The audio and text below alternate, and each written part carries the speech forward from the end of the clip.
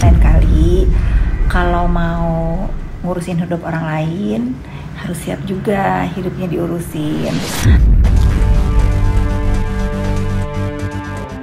Ada 58 pertanyaan. Mau RJ ya?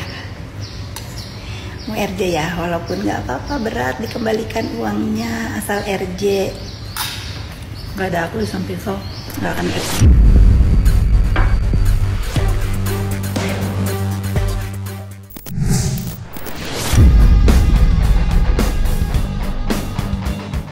Nama Nikita Mirzani belakangan ini sedang ramai menjadi perbincangan usai dilaporkan ke Polda Metro Jaya oleh Dr. Gladys terkait dugaan pemerasan. Iya, Nikita disebut-sebut meminta sejumlah uang pada pelapor dengan dugaan ancaman akan mereview produk skincare miliknya. Atas dugaan itulah Dr. Gladys melaporkan Nikita.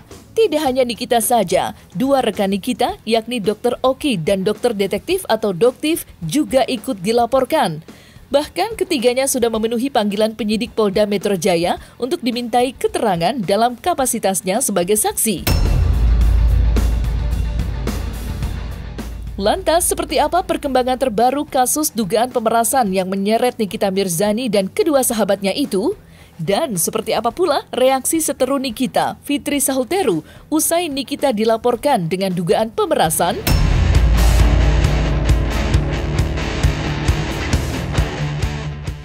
Ya nih, ya gitu rasanya kalau hidup kau diurusin orang lain begitu.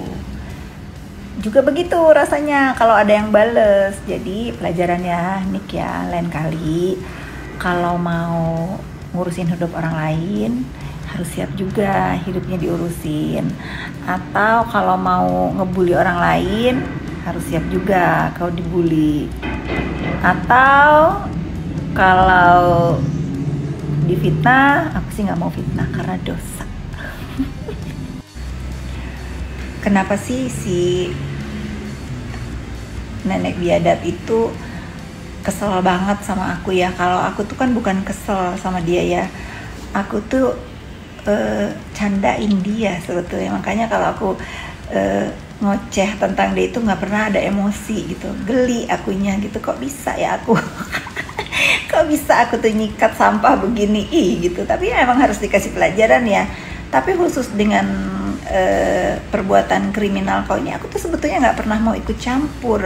Tapi kali ini kau seolah-olah itu aku terus yang dituduh ngatur A, B, C, D gitu. Jangan nanti kalau aku ikut campur beneran, nah tahu kok repotnya gimana. Kau kan tahu kalau aku murka gimana. Yakin suruh aku ikut campur nih. Laporan Dr. Gladys terhadap Nikita dan kedua rekannya, Dr. Oki dan Doktif, atas dugaan pemerasan senilai 4 miliar rupiah mendapat tanggapan dari Fitri Sahulteru. Iya, Fitri Sahulteru menyebut jika Nikita kini sedang dirundung cemas lantaran kasus yang menjeratnya sudah naik ke tahap penyidikan. Tidak itu saja, seteru Nikita itu juga menyebut jika Ibu Laura Mezani itu disebut-sebut sedang mengupayakan proses mediasi melalui restoratif justice dan siap mengembalikan uang senilai 4 miliar pada pelapor. Dalam hal ini, Dr. Gladys. Lantas, benarkah Nikita akan menempuh jalur restoratif justice dengan Dr. Gladys? Valid nggak infonya? Mau RJ ya? Mau RJ ya, walaupun nggak apa-apa berat dikembalikan uangnya asal RJ.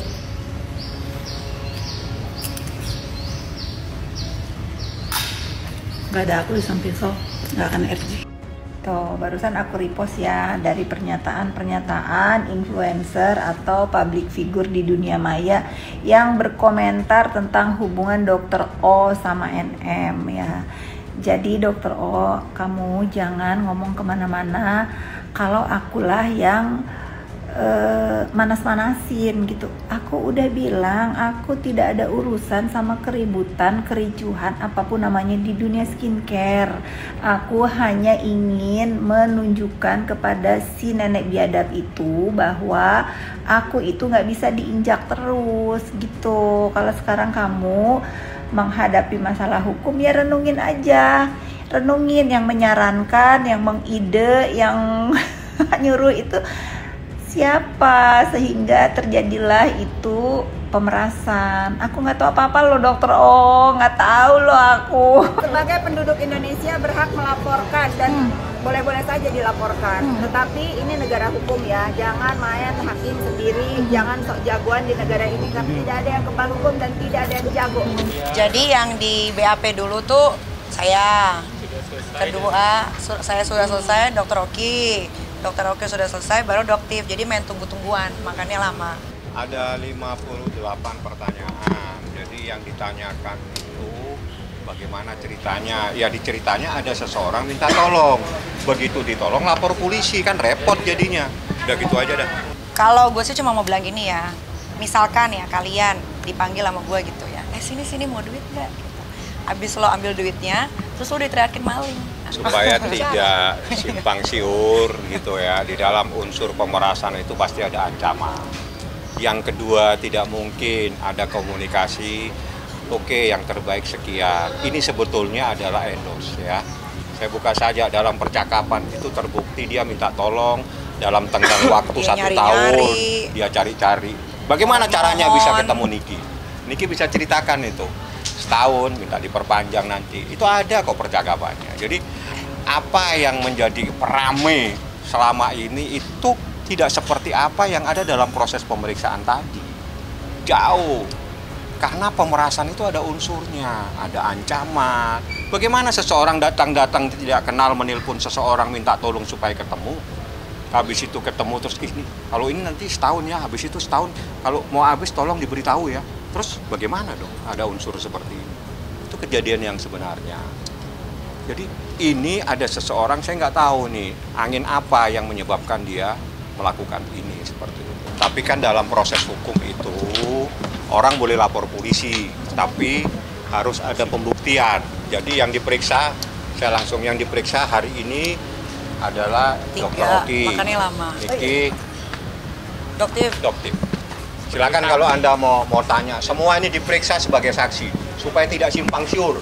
Semua diperiksa sebagai saksi kan, bahwa apa yang dilaporkan ini tidak sesuai dengan bukti-bukti yang kita sampaikan. Iya, biarin aja dulu prosesnya ini berjalan ya kan. Biar nanti sampai ada pembuktian. Ya kalau ditanya ini tidak terbukti lapor balik ya pastilah nggak usah ditanya itu.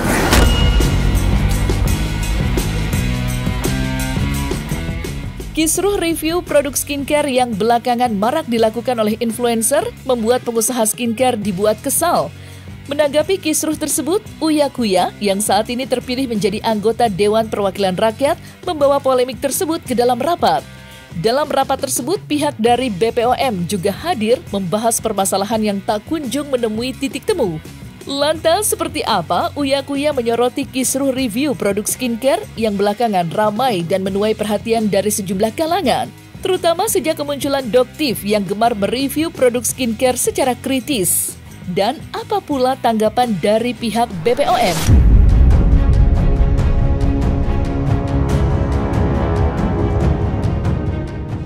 Dua minggu lalu kan Badan POM sudah melarang para influencer untuk melakukan review mandiri dan juga produk approval mandiri kepada produk-produk skincare. Namun yang saya lihat review-review itu tetap dilakukan oleh mereka karena alasannya mereka mengacu pada Undang-Undang Perlindungan Konsumen pasal 30 di mana masyarakat juga bisa turut serta dalam mengawasi selain pemerintah. Bagaimana tanggapan Badan POM soal ini? Dan apakah benar kalau BPOM mengizinkan atau mengajak dokter detektif untuk membuat asosiasi skincare sebagai pengawas yang terintegrasi dengan BPOM untuk ke lapangan mereview produk berbahaya? Saya kasih disarankan oleh Badan POM untuk membuat perkumpulan asosiasi. Yuk kita buat asosiasi yuk guys, jadi untuk para alumni skincare nanti Tekuf akan ngadain acara kali ya, asosiasi untuk melawan jual skincare nakal. Jadi itu adalah asosiasi yang katanya terintegrasi dengan Badan POM nantinya gitu Pak. Nah apakah benar begitu? Menurut kata Doktif ini benar apa tidak itu Pak? Katanya BPOM yang mengajak untuk para reviewer dan mereka-mereka untuk bikin asosiasi. Lantas bagaimana kalau emang itu benar? Kewenangan BPOM itu sendiri bagaimana sampai harus seperti itu? Satu-satunya lembaga yang bisa memberi kata-kata approval itu cuma Badan POM. Badan POM akan segera membuat peraturan untuk mengatur semuanya ini sehingga ada landasan hukum yang tegas. Kalau huru hara ini tidak diselesaikan oleh BPOM, yang khawatirnya justru industri-industri lokal atau produk-produk lokal kita yang akan mati, dan pabrik-pabriknya juga mungkin di sini akan mati. Nanti justru yang akan mendapat manfaatnya adalah produk-produk luar. Mungkin takutnya ujung-ujungnya pabrik-pabrik besar dari China yang nanti akan menguasai di Indonesia gitu kan. Tapi saya setuju juga kalau memang ada produk-produk lokal yang memang itu berbahaya atau overclaim, ya mungkin apa juga tindakan BPOM, karena kan juga tidak bisa dibiarkan. Bagaimana sih Doktif itu mereview sebuah skincare? Ada nggak sih data-data? Jadi Doktif menyampaikan bagaimana mereviewnya, cara mereviewnya, dan data lab yang Doktif sampaikan pun semua bisa dibuktikan dengan lengkap. Itu aja. Iya, semuanya ada. Semua dokumen-dokumennya semuanya lengkap ya. Jadi yang Doktif sampaikan itu semua berdasarkan data. Masyarakat yang nggak suka sama Doktif bilang ini Doktif selalu berlindung di balik undang-undang. Loh kan kita kan masyarakat Indonesia dilindungi oleh undang-undang. Jadi nggak ada yang salah. Tapi yang Doktif lihat selama ini yang menang adalah penggiringan opini. Itu yang akan menang. Dan Doktif demi all tidak pernah menggunakan jasa buzzer sekalipun.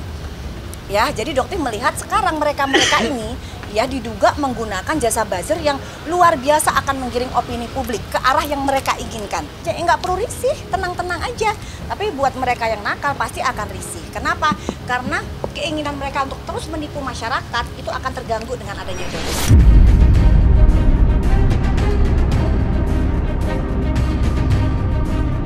Kemunculan Doktif yang kerap memberikan review negatif terhadap produk kecantikan skincare belakangan memang menarik perhatian publik. Sejumlah pengusaha skincare bahkan dibuat meradang dengan ulasan Doktif yang dianggap merugikan. Salah satunya Sheila Saukia. Bahkan Sheila dan Doktif saling lapor. Tidak hanya Sheila yang dilaporkan Doktif, Dr. Richard Lee juga dilaporkan. Dr. Richard Lee tidak hanya dilaporkan ke Polda Metro Jaya, tetapi juga ke Majelis Kehormatan Etik Kedokteran atau MKEK. Selain Sheila dan Dr. Richard Lee, Doktif juga dalam waktu dekat akan melaporkan seorang dokter berinisial G. Lantas benarkah orang yang akan dilaporkan Doktif tidak lain ialah Dr. Gladys, yang sebelumnya telah melaporkan dirinya bersama kedua rekannya, Dr. Oki dan Nikita?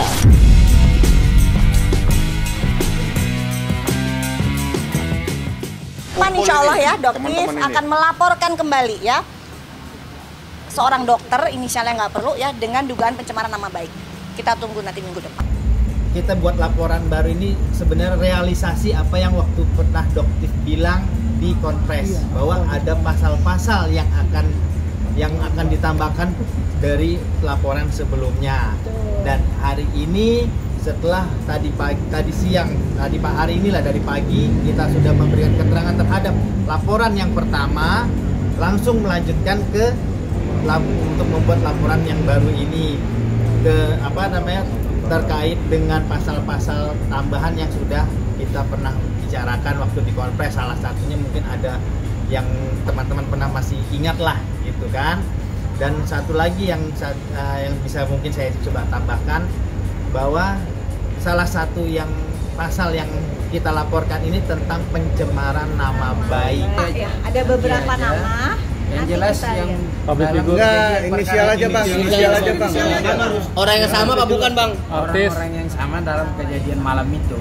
Kan SS dan karyawan-karyawannya ya. Oh. Iya, yang seperti kalian tahu mereka berucap kata-kata yang cukup mengerikan. Korbannya itu bukan saya aja. Karena ada indikasi pemerasan di sini, makanya saya marah sekali, saya berjuang untuk mengungkapkan kebenaran ini, berantas ini semuanya. Mungkin saya bisa melawan, tapi korban-korban lain nggak bisa melawan, karena mereka takut dengan serangan, hujatan, hinaan, bulian, bukan hanya ke brand, tapi ke keluarga, personal. Ini saya takut, ini pengusaha kecil yang akan maju jadi takut salah apa segala macam. Kalau misalnya salah di produknya, kita bisa lapor ke BPOM, biar BPOM yang menangani semua brand. Kamu salah, cara mempromosikan salah, kamu mempromosikannya terlalu overclaim. Bisa semuanya bicarakan dengan baik-baik, tapi bukan dengan cara menghajar seperti ini. Dibimbing oleh BPOM. Orang liar, ya. Jadi akan nanti jadi main hakim sendiri. Untuk Richard, prosesnya tetap berlanjut. untuk pemeriksaan dari Doktif itu semua sudah selesai, saksi-saksi dari Doktif juga semua sudah selesai. Jadi nanti untuk Pak Listio, Bapak Kapolri, untuk kasus Dr. Richard, mohon juga untuk dikawal ya Bapak ya, karena ini juga menjadi atensi nasional dan internasional. Mengingat beliau juga public figure yang saat ini prosesnya sedang berjalan di Polda Metro. Jadi kerugiannya itu sebenarnya yang ada di masyarakat itu sudah mencapai ratusan miliar kalau dihitung ya, dengan produk-produk yang sekarang Doktif sudah laporkan di Polda Metro. Jadi apapun yang beliau lakukan di masyarakat, apapun saat ini lagi heboh juga kan tentang rumor itu, tetap proses hukum harus berjalan. Itu kita lihat, kita kawal ya guys ya, masyarakat Indonesia silakan mengawal karena nanti semua akan kita buktikan di ranah pengadilan. Dari pihak sekarang tinggal pemeriksaan dari pihak Richard gitu. Pemeriksaan dari pihak Richard karena bukti-bukti semua sudah ada di kepolisian. Review skincare itu bisa titipan. Titipan untuk menghancurin pesaing. Misalnya nih ya, satu ya, ada pesaing kita yang gede banget di daerah ini. Itu kita bisa hancurkan dari kita review loh. Kita mencari kesalahannya. Dan itu sangat menurut saya tidak terafiliasi dengan siapapun dan saya selama 7 tahun tidak membela siapapun. Tapi di sini saya pengen tegak lurus. Tapi hal itu benar adanya terjadi. Bahwa ada titipan, ada namanya teman, ada namanya. Saya tidak menjurus ke satu orang ya, karena kan ada banyak yang mereview seperti ini punya. Dan sekali lagi menurut saya ini tidak pantas, sudah tidak jelas lagi siapa review siapa. Yang lebih lucu lagi yang review itu dulunya jualan skincare abal-abal. Saya keluar dari sini, saya balikin semuanya ke Bepom. Ya. Ini sudah nggak baik lagi, ini sudah tidak tepat lagi. Makanya saya bilang saya mundur dan saya ngakuin saya salah. Ini pekerjaan bukan kerjaan saya, ini harusnya pekerjaan Bepom. Saya mundur dengan ikhlas, saya balikin semuanya ke Bepom. Dan saya harap Bepom juga bisa mengemban tanggung jawab ini penuh. Nah, selesai sudah Cumi Lovers? Saksikan terus Cumi Camp In Depth, kabar lengkap, mendalam, dan akurat dari narasumber terpercaya. Dan jangan lupa untuk like, subscribe, dan juga share channel YouTube Cumi Cumi.